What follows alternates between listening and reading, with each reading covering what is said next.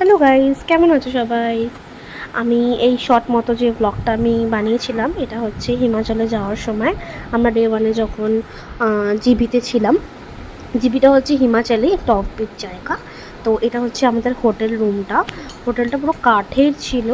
3টে রুম নেওয়া হয়েছিল 3টে কাপেলের জন্য, মানে মা বাবা একসাথে, আমি আর আমার হাজব্যান্ড, একসাথে দিদি জানাবো। তো এটা ছিল আমার আর আমার হাজব্যান্ডের রুমটা। এই রুমটা থেকে ব্যালকনিটাও দেখা যাচ্ছিল, আর পাশের রুমটা ছিল হচ্ছে আমার দিদি আর বাবুর। তো ওই রুমটা তোমাদেরকে দেখাচ্ছি। এই সামনে দেখছো যেখানে ক্যারি করার জায়গাটা আছে আর কি। এই এই গাড়িটা করে আমরা এসেছিলাম। তো এখানে অনেকটা বড় রুম। এটা হচ্ছে খুব ঠান্ডা পড়েছে তাই গায়ে কিছু দিইনি। মানে একটু ঠান্ডাটা একটু এক্সপিরিয়েন্সও তো করা দরকার, নাকি ঠান্ডা পাওয়াটাও দরকার, তাই জন্য টুপি পরে বসেছিলাম। এটা হচ্ছে আমার দিদি রুম। এই রুমটা হচ্ছে অনেকটা সামনের দিকটা, এখান থেকে ফলসটা তুমি দেখতে পারবে। মানে জিবি ফলস ঠিক নয়, এটা হচ্ছে একটা ছোট্ট ফলস, সেটা জিবি ফলস কিন্তু ওখান থেকে খানিকটা দেখা যাচ্ছে আর কি। ওখানে মেন জায়গায় যাব নেক্সট দিনকে, সেটাও আমি পোস্ট করব। যতটা আমি নিয়েছি ব্লগ মতো করেই পোস্ট করব।